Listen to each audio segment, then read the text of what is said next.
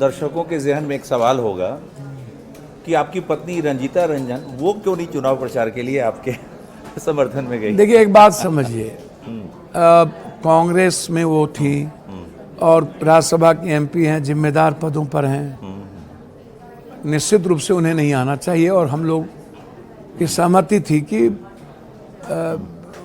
जब तो एक गठबंधन धर्म पर सबसे बड़ा सवाल खड़ा होता, वो जाति तो कांग्रेस और गठबंधन धर्म के लिए लोगों के पास जाती। कल ये जब प्रश्न चिन्ह खड़ा होता और एक ऐसी बड़ी लीडर जिस पर सवाल खड़ा होता, तो हस्बैंड होने के नाते ही नहीं, एक रियल में सेवक होने के नाते ये पेन होता कि जो साफ सुथरा राजनीति करती है उस पर सवाल खड़ा नहीं होना चाहिए। तो इसलिए वो कोई मैटर नहीं है, वो सही निर्णय था उनका और मुझे उस निर्णय से खुशी है। सर, अभी एक आर्टिकल को मैंने वैसे पढ़ रहा था कि जो फर्स्ट डे फर्स्ट शो रहा 18वीं लोकसभा में, शपथ लेने के दौरान जो आपके प्रोटेम स्पीकर से जो बातचीत हुई, तो उस दौरान आपने एक टी शर्ट पहना था। उस टी शर्ट को लेकर बहुत चर्चा है कि आपने खास टी शर्ट बनवाया था, कुछ ऐसा था क्या? नहीं, हैशटैग रीनीट, हैशटैग रीनीट। जब आप सदन में हंगामा कर रहे हैं, सब लोग जो ओथ लेने जा रहे हैं, गणेश परिक्रमा, अपने नेताओं का जिंदाबाद, पूरे नेताओं के खानदान का जिंदाबाद, अपने अपने जात के भगवान का जिंदाबाद, हर हर महा। अब सदन में आप जा रहे हैं ओथ लेके, तो आप जय श्री राम, हरा राम, भगवान जय, नेताजी जय। लेकिन ओवैसी ने जो है सर, मेरी बात भी जय किया है भैया, मैं ही बात कर रहा हूँ। उन्होंने फिलिस्तीन, किसी ने हिंदू राष्ट्र, किसी ने देश की परिचर्चा नहीं की। आज देश की सबसे बड़ी जरूरत थी, देश के बच्चे आत्महत्या कर रहे हैं। 20 बच्चे कोटा में आत्महत्या कर लिए और लगातार आत्महत्या कर रहे हैं। मिडिल क्लास का, किसी भी जाति धर्म के जो गरीब लोग हैं, मिडिल क्लास के लोग हैं, यो यूपीएससी, बीपीएससी, एसएससी, नीट्स में नहीं आ पा रहे, रोजगार है नहीं, और कंटिन्यू 10 साल, 15 साल, 20 सालों से लगातार पेपर लीक हो रहा है एग्जामिनेशन का। बड़ी चुनौती है। तो ये पेपर लीक हो रहा है। आप हमको एक बात बताइए, लगातार पेपर लीक हो रहा है और आप 10 सालों से पीएम है, 6 साल पहले भी थे, और आप एनजीओ कंपनी को आप कंडक्ट करने के लिए दे रहे हैं। एनजीओ भी पप्पू यादव का होगा, मेरे ही किसी परिवार का होगा, मेरे ही किसी रिश्तेदार का होगा। एंड आपने कोई ऑटोनॉमस क्यों नहीं बनाया कमिटी? क्यों नहीं आपने बनाया? आप हमको बताइए। तो इसीलिए मैं आपको बहुत क्लियर बता दूं कि हम 2 बात रखे, एक रखे हैशटैग रीनीट, दूसरा मैंने कहा विशेष राज्य का दर्जा। तो ये विशेष राज्य का दर्जा जो है, जब आप छोड़ दीजिएगा सत्ता के फेर में, जो मुद्दा 14 करोड़ जनता से जुड़ा हुआ है, आप उससे अलग नहीं हो सकते। हम वहां पर सिर्फ नेताओं की गणेश परिक्रमा करने नहीं गए हैं, और हम वहां हर हर, आप हर हर करिए ना, वहां पर आप जनता का की बात करिए। पप्पू जी, आपने अपनी पार्टी जन अधिकार पार्टी का विलय कर दिया था कांग्रेस में, दिल्ली में, यहीं पर एआईसीसी हेडक्वार्टर में, लेकिन उसके बावजूद भी आपको टिकट नहीं मिला। चुनाव से पहले वादा किया गया था आपको टिकट मिलेगा, आप निर्दलीय चुनाव जीत कर आए हैं। आपको क्या लगता है, कांग्रेस के भीतर कुछ लोग बैठे थे जिनकी साजिश थी कि पप्पू यादव से, या फिर कांग्रेस के जो अलायंस के लोग हैं, आरजेडी के लोग, लालू यादव, तेजस्वी यादव, उनको उनकी साजिश थी? आपको लगता है कि डर है लोगों को पप्पू यादव से बिहार में 2025 के मध्य? देखिए, राजनीति में ना एक बात समझिए, मैंने पहले कहा कि आज की जो राजनीति है वो सेवा की, मदद की और सच्चाई की नहीं है। नहीं तो राहुल गांधी जी जैसे सच बोलने वाले व्यक्ति को बहुत पहले पीएम हो जाना चाहिए, संघर्ष करने वाले। आज की जो राजनीति है वो कई लेयर में धूर्तई, दुष्टई को देख रहा है, और उसको यदि मैं ऐसे कहूँ दोगलई। आज की राजनीति, आप भीतर बाहर फेर रहोगे तो आप मरोगे। जहां तक पीछे रोकने का प्रयास हुआ। देखिए, मेरे साथ प्रियंका गांधी, राहुल गांधी जी का ब्लेसिंग था, ये मेरे लिए इंपॉर्टेंट था। बहुत सारे लोगों ने पप्पू यादव को रोकने का प्रयास दिल्ली से लेकर के टॉप टू बॉटम से लेकर सब लोगों ने बहुतों ने किया। उसमें सारे टूल्स लगे, उसमें राजनीतिक लोग भी लगे, इसमें कहां दो मत। उस जो आरजेडी जिस गठबंधन का नेतृत्व कर रहे थे उसके साथ सबसे अच्छे संबंध किसके थे वो दुनिया को पता है। निश्चित रूप से जिस तरीके की बात कही गई मीटिंग में लालू या पप्पू, कांग्रेस के सामने पप्पू यादव इंपॉर्टेंस नहीं था। प्रियंका जी ने अंतिम तक प्रयास किया, कांग्रेस ने भी की, लेकिन कांग्रेस के सामने था कि हमें गठबंधन धर्म को नहीं तोड़ना। पप्पू यादव के कारण गठबंधन धर्म यदि टूटता तो यह सवाल खड़ा तेजस्वी जी पर नहीं होता, राहुल गांधी जी पर होता। और मैं इस बड़प्पन को सही मानूंगा, उन्होंने सही किया। पप्पू यादव का रहना जाना कोई दिक्कत नहीं है।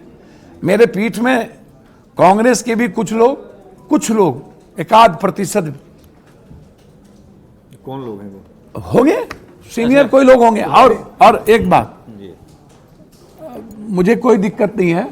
अच्छा, राजनीति में ना डर की गुंजाइश नहीं है, परिस्थितियां हीरो बनाती है, मुद्दे हीरो बनाते हैं। जो बिहार की जनता को लैकिंग होगा वो होगा। किसी के डर कांग्रेस न चले अब बिहार में। नहीं, मैं ये नहीं के सहारे कांग्रेस को नहीं चलना चाहिए बिहार में अब। देखिए, नहीं, मैं कांग्रेस को एक मिनट, कांग्रेस को मैं सलाह नहीं दे सकता। कांग्रेस को मैं सूरज को दिया नहीं दिखा सकता। कांग्रेस समुद्र है, बड़ी पार्टी है, पुरानी पार्टी है। कांग्रेस के थिंक टैंक है। एक साधारण सा मैं सिपाही हो सकता हूं किसी दल का या किसी जगह का। मैंने पहले कहा कि मेरी राजनीति सेवा की है, मदद की है और संघर्ष के रास्ते के है।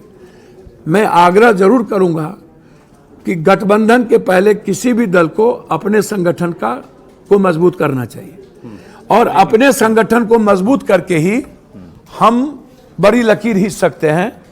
हम 70 सीट पे लड़े थे तो हम 100 सीट पे लड़ सकते हैं, और 70 सीट पे लड़के हमको सीट दिया गया बाजार का। यदि 100 सीट हमको सही मिलेगा तो हो सकता है 60% सीट हम जीते। तो आप मामूली सिपाही नहीं है, आपने अपना मेडल दिखा दिया है। जो व्यक्ति 4 बार भैया एक बात सुनिए ना इंडिपेंडेंट चुनाव, भैया मैं साधारण आदमी रहूं और पूरे देश की सेवा करता रहूं और दिल्ली में पूरे देश के मरीजों का इलाज कराता रहूं और उसकी मदद करता रहूं। मेरी इंटरनल खुशी उसी में है, आंतरिक खुशी उसी में है। और इनको मैं एक लास्ट जवाब दे देता हूं इनको कि आप भरोसा रखिए, एयरपोर्ट भी बनेंगे जल्द। आप भरोसा रखिए, कनेक्टिविटी भी आएगी। आप भरोसा रखिए कि भ्रष्टाचार को जड़ से मिटा देंगे 6 महीने के अंदर। चलिए ठीक है, बहुत बधाई है। एक और हमारी सहयोगी सर, कोई भी पैसा ले लिया सीधा रिजाइन छोड़ देंगे। चलिए ठीक है, बेफिक्र रहिए। देखिए, बाहुबली शब्द का जो इस्तेमाल होता है वो इस अर्थ में है कि भाई जो गलत करेगा उनको जो है परिणाम भुगतना पड़ेगा, तो इसको उसी अर्थ में लिया जाए। हर आदमी के काम करने के तरीके हैं, जीने के तरीके हैं। सबको पैसा इंपॉर्टेंट है, हमको पैसा बांटना इंपॉर्टेंट है। तो इसको आप क्या कहेंगे? नहीं बिल्कुल नहीं, आप हमको बता दीजिए ना। आप पूरी दुनिया पैसा लूटती है और हम पैसा बांटते हैं। हर नेता को पैसे का शौक है, भौतिक शौक है, ऐशो आराम का शौक है। तो ऐसे लोग और हमें सड़कों का, सर हम 9 महीना मोटरसाइकिल पर चुनाव लड़े हैं सर। तो ऐसे लोग आपको हमारे पास कोई गाड़ी नहीं थी, तो ऐसे लोग आपको मसीहा सर। हम 9000 बीघा जमीन के जोतदार के बेटे हैं। ठीक बात है। 9000 कभी सुने हैं आप? मैंने पहले कहा कि मेरे बाप दादा छड़दादा को 9000 बीघा जमीन था। हम अपनी जमीन पे चलते थे। आज 100 बीघा भी जमीन नहीं है। आज मेरी हैसियत नहीं है। और हमने कहा कि आपने जो है इस राजनीति में चुनाव में जमीन बेचकर, सर वो तो जब मैं जमीन बेचा होंगे तो उस दिन तो रजिस्ट्री हुई होगी ना। जब पटना के बाहर में भी जमीन बेचे और कोरोना में भी मैंने जमीन बेचा। तो जो जमीन बेचा तो रजिस्ट्री के यहाँ आप जाके पूछ सकते हैं। और 90 कट्ठा जो जमीन मैंने अपने भवन के पीछे बेचा वो भी जाके आप पूछ सकते हैं। भैया ये तो भेग नहीं है ना। और बाय अकाउंट पैसा मैंने मजदूरों को 2-2 हजार रुपया दिया, ये भेग नहीं है ना। अकाउंट है ना मेरे पास, तो आप अकाउंट को चेक कीजिए। और जो सोशल मीडिया पर ऐसे हम बांट रहे हैं वो भी भेग है। नहीं कैसे हो सकता है। और जो डेली 25-50 हजार दे रहे हैं वो भी भेग है। चलिए वो सारी मदद तो अब आपने महिलाओं के बारे में आपने पूछा, सबसे ज्यादा महिला उत्पीड़न कहाँ है? दिल्ली। जी है, लेकिन हम अपने मेरी बिहार बात की तो बात सुनिए, करेंगे। मेरी बात तो सुनिए। देखिए पॉलिटिशियन के लिए ये सब मुद्दा ही नहीं है। यदि मुद्दा होता तो मणिपुर में ही क्रांति हो गई होती और सारे नेताओं का घर जल गया होता। पूरी दुनिया के सामने बेटियों का बलात्कार और 10,000 आदमी के सामने, या यूरोप में और दूसरे कंट्री में हुआ होता तो पीएम का घर जल गया होता। भारत में इन सब बातों से कोई प्रभाव नहीं पड़ता। और कहां से महिलाएं सुरक्षित होगी? नेताओं के सिस्टम में। महिलाएं और बेटियां नेताओं के एजेंडे में भ्रष्टाचार नहीं है, वो है हिंदू मुसलमान, तो विशेष बैकवर्ड राज्य फॉरवर्ड। सर आप- एक दूसरा चीज क्राइम। तो आज यदि मैं राजनीति करूं तो मैं भी कह सकता हूं जंगल राज, मैं नहीं बोलूंगा जंगल राज। ये बोलते हैं वो दोनों एक दूसरे को। जैसे अभी सम्राट चौधरी ने आरोप लगाया तेजस्वी पर, तेजस्वी आरोप लगा रहे अभी नीट को लेके, जबकि नीट का जो पासवर्ड है वो है सुबोध सिंह डायरेक्टर के पास, और पासवर्ड के बगैर क्वेश्चन निकल नहीं सकता। और अपराध शाखा उसकी जांच कर रही थी और सीबीआई को जबरदस्ती जांच में आपने सो मोटो नोटिस ले लिया। क्यों भाई? जब अपराध शाखा पहुंच गई थी इस बात पर, जांच लगभग पूरा हो गया था, आप एनजीओ को हटा नहीं रहे हैं, आप नया सिस्टम नहीं ला रहे हैं, आप नेट को आपने कैंसिल किया, नीट के एग्जामिनेशन को कैंसिल नहीं कर रहे हैं। इसके पीछे राज क्या है? कौन सी बड़ी मछली बचा रहे हैं? अब आप कह रहे हैं कि उसने फोन करके गेस्ट हाउस में, तो क्वेश्चन गेस्ट हाउस कैसे गया? और नालंदा और नवादा ही कैसे क्वेश्चन आए? वहीं से क्यों? ये को तो कंट्रोल कर- एक दूसरी चीज क्राइम। बड़ा पत्रकार को मार दिए गए, 7 लड़के ने आरुषि के साथ बलात्कार करके मार दिया औरंगाबाद में। अभी 2 लॉयर बाप बेटा को मार दिया गया। अभी एक टीचर को मार दिया पूर्णिया में। आज क्राइम, जब पूरी पुलिस और सिस्टम अपने विरोधियों को फंसाने में लगी रहेगी, दारू बेचवाएंगे, गांजा बेचवाएंगे, बालू माफिया के साथ वसूली करेंगे और जमीन माफियाओं के साथ दलाली, सारे पुलिस थाना के का आप मोबाइल निकाल लीजिए, लोकेशन निकाल लीजिए, सब जमीन माफिया के यहां दारू पीता है, दारू बेचवाता है, सब गांजा बेचवाता है, और इसमें नेता इन्वॉल्व है।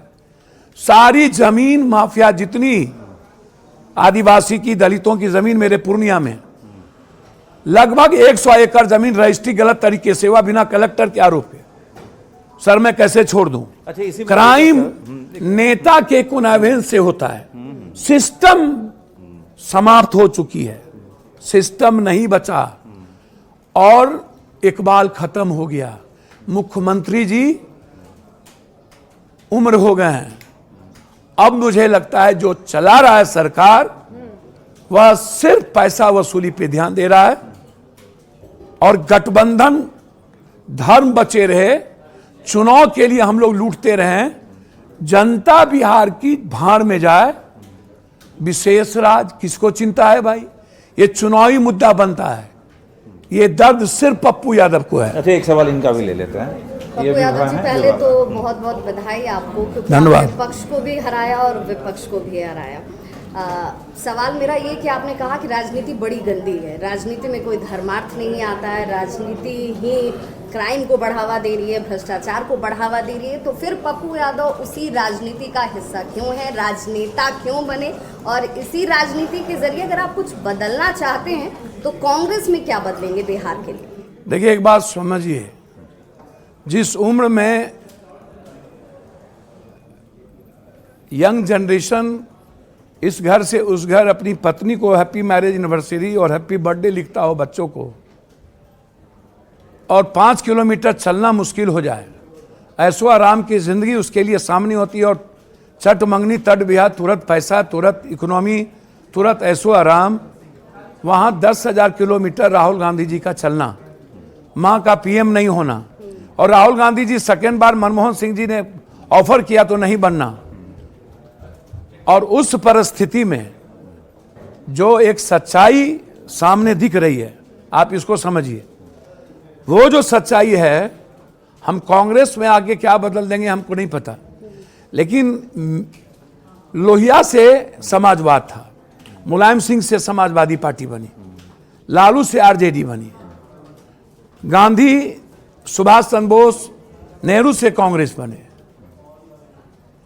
चंद्रबाबू नायडू से उसकी पार्टी है। व्यक्ति पार्टी से व्यक्ति नहीं है, व्यक्ति इस कुर्सी पर यदि पप्पू यादव बैठेगा तो हो सकता है ये कुर्सी नाचने लगे, और इस कुर्सी पर यदि कोई और बैठेगा तो उस व्यक्ति की कुर्सी से पहचान हो जाएगी। तो इंपॉर्टेंट होता है व्यक्ति। एक कोई एसपी थानेदार ईमानदार आ जाता है तो वो जिला सुधरने लगता है। उसी तरह पप्पू यादव, हम राजनीति को गंदा नहीं बोले, वर्तमान समय में जो राजनीतिक तरीके हैं, मैंने कहा ये सेवा का, मदद का या ईमानदारी का या मुद्दों का नहीं है, विचारों का नहीं है, ये है जात पात का, ये है पाकिस्तान का, सुनिए ना, कब्रिस्तान का, ये है फलना का। ये 24 घंटा आप पॉलिटिकल स्टूल को ही ढूंढिएगा और मुद्दों की बात नहीं कीजिएगा, महंगाई की, नीट्स की, बेटियों की सुरक्षा की, मणिपुर की, इकोनॉमी की। पप्पू यादव जी, इस बात को तो आप मानेंगे कि इस बार के चुनाव में मुद्दे हावी रहे हैं, मुद्दों पर चुनाव लड़े गए। अब मैं आपको बताऊं, मुद्दे को सिर्फ राहुल गांधी ने कंटिन्यूटी किया। आप उठा के देखिए, बिहार फिर आने में इतना विलंब क्यों? और मैं नहीं, बिहार राहुल गांधी, प्रियंका गांधी जी को नहीं बुला पाए लोग। 24 का चुनाव था, जो घटक के बड़े लोग हैं, जब माले और सीपीआई सीपीएम को कहीं चुनाव में इस्तेमाल दीपांकर को नहीं किया गया, एको हम दूतियों नास्ती। अगर आते तो शायद इंडिया गठबंधन, सर इंडिया गठबंधन कम से कम 26-24 सीट जीतती यदि मिल करके, और राहुल गांधी जी और प्रियंका जी का कोऑर्डिनेशन के साथ सभी घटक लोग रहते, कन्हैया भी होता, सिवान भी होता, पप्पू यादव को जिस तरीके से आप टारगेट कर दिए और इंडिया एनडीए कर दिए, पहले भी मैं कह चुका हूं। अच्छा, आखिर में बहुत बड़ी बात होती है। हम लोग आगे भी बहुत लंबी बातचीत करेंगे, बहुत सारे सवाल करेंगे, और एक ये जो है ये पूछना चाह रहे हैं।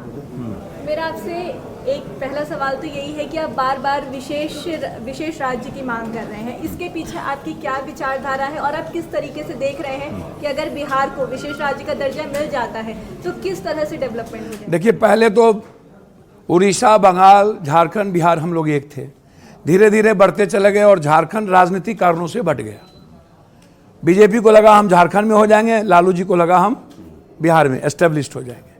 ठीक है, झारखंड के बाद उत्तर प्रदेश में एयरपोर्ट बनी, हाई डैम जो बनना था आज तक नहीं बना, सारी फैक्ट्रियां डालमिया नगर से लेकर के, चीनी मिल से लेकर, पेपर मिल से लेकर, दूध फैक्ट्री से लेकर, सूत मिल से लेकर, बंदूक फैक्ट्री से लेकर, चीनी, दुनिया की जितनी फैक्ट्रियां थी, जूट मिल, सारा लगभग बंद हो गई। हम लोगों ने पहले भी फैक्ट्री को रिहेबिलिटेशन के लिए हमने विशेष पैकेज का प्रपोज दिया था। नरेंद्र मोदी जी 4 बार गए, मोतिहारी बोला कि ये चीनी मिल चलेगा, ये चीनी मिल चलेगा, अगले बार आएगा 3 बार बोला कि हम चाय पिएंगे, चौथे बार सब माफिया उसको बेच दिया। बनमनखी का चीनी मिल बेच दिया, पप्पू यादव के इलाके का चीनी मिल बेच करके सारा माफिया लेके चला गया। बियाडा का जमीन घेरा हो गया, अब हम लोग लगे हुए हैं कि मक्का और मखान की फैक्ट्री बने। तो यदि विशेष राज जो हम पर लोड है, जो बोझ है, बाढ़ 3 हिस्से में होता है, मिथिला, कोसी, सीमांचल, मोतिहारी, बेतिया से लेकर के सोन से लेकर नदी से भरा हुआ है, कोसी, गंडक, कमला बलान, महानंदा, सोन, गंगा, ये चारों तरफ मात्र मगध बचा हुआ रहता है, उसके अलावा सब लोग खत्म हो जाते हैं। तो हाई डैम की जरूरत है।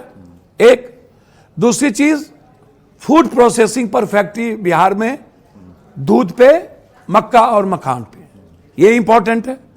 हम लगातार कहते हैं कि एक नहीं, विशेष राज से हमारे को टैक्सेस का मामला है, हमारे साथ आप जुड़िएगा, अधिक पैसा हमको बिहार को मिलेगा, उससे हम एक भी 6 लेन नहीं बनी, एक दूसरा एयरपोर्ट नहीं बना अभी तक, एक भी दूसरा एयरपोर्ट नहीं बना, आप उठा करके देखिए।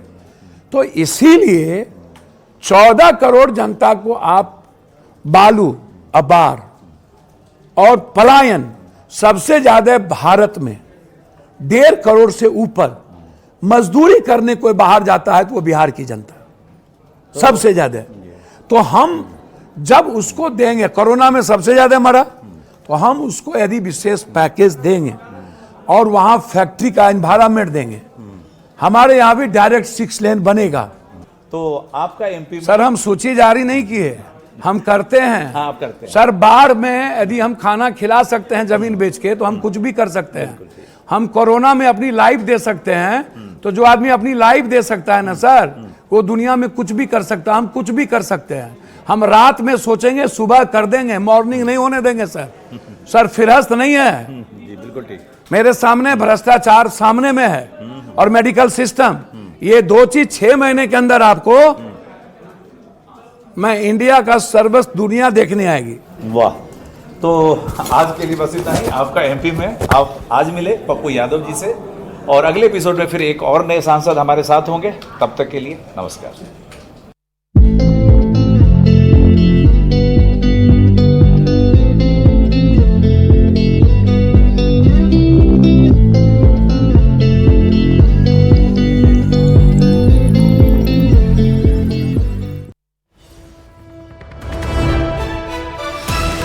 परीक्षा पर सुप्रीम और दिल्ली से इस बीच बड़ी खबर है। सक्षमता परीक्षा पर सुप्रीम कोर्ट की टिप्पणी सामने आ गई है। एग्जाम पास कीजिए या नौकरी छोड़ दीजिए, ये बड़ी टिप्पणी कह सकते हैं। और जो शिक्षक संघ इस बात को लेकर के सवाल उठा रहे थे, उनको एक बड़ी हिदायत भी सुप्रीम कोर्ट की तरफ से दी गई है कि एग्जाम पास कीजिए या नौकरी छोड़ दीजिए। सक्षमता परीक्षा रद्द करने की मांग को खारिज सुप्रीम कोर्ट ने किया है। शिक्षक संघों ने याचिका दाखिल की थी। राष्ट्र निर्माण में शिक्षकों का योगदान बहुत ज्यादा है, ये सुप्रीम कोर्ट ने टिप्पणी की है। शिक्षकों को कौशल अपग्रेड करना चाहिए, ऐसा नहीं करने वाले नौकरी छोड़ सकते हैं। गुणवत्ता बेहतर करने के लिए ये परीक्षा ली जा रही है। तो देखिए जिस तरीके से फैसला सामने आया इस सक्षमता परीक्षा को लेकर के, और जो सवाल उठाए गए शिक्षक संघों की तरफ से, शिक्षकों से। सुशील पांडे हमारे साथ जुड़ गए हैं, न्यूज़ 18 संवाददाता। सुशील, सक्षमता परीक्षा का विरोध शिक्षक संघ कर रहे थे कि अब क्या जरूरत है इस परीक्षा की, लेकिन सुप्रीम कोर्ट ने साफ कर दिया है कि या तो आप एग्जाम दीजिए, पास होइए, नहीं तो ये नौकरी छोड़ दीजिए। क्या और टिप्पणी है? जी देखिए, सबसे बड़ी बात है कि शिक्षा व्यवस्था सुधारने को लेकर ये अपने आप में सुप्रीम कोर्ट के द्वारा जो टिप्पणी की गई है, उसको केवल बिहार के एस्पेक्ट पे नहीं देखा जा सकता है, बल्कि कई राज्यों के शिक्षकों के स्तर को सुधारने के स्तर पर देखा जा सकता है। क्योंकि साफ तौर से सुप्रीम कोर्ट ने कहा कि हमने देखा है कि पोस्ट ग्रेजुएट में भी लोग, शिक्षक जो हैं वो पढ़ाते तो हैं, लेकिन अगर उनसे सिग्नेचर कराने की बात कही जाए तो वो उसमें असफल होते हैं। ऐसे में बिहार सरकार के द्वारा अगर शिक्षा के स्तर को सुधारने के लिए अगर किसी भी तरीके की अगर परीक्षा की जाती है, बिल्कुल सुशील, तो एक बड़ा झटका इससे शिक्षकों के लिए मान सकते हैं, और शिक्षकों को भी अब समझ लेना चाहिए कि सक्षमता परीक्षा उन्हें देना है, उन्हें पास होना है। और सुप्रीम कोर्ट ने भी स्पष्ट रूप से कह दिया दिया है कि आप सक्षमता परीक्षा दीजिए, ये आपकी योग्यता का सवाल है और उस योग्यता को साबित कीजिए और आप नौकरी में बने रहिए।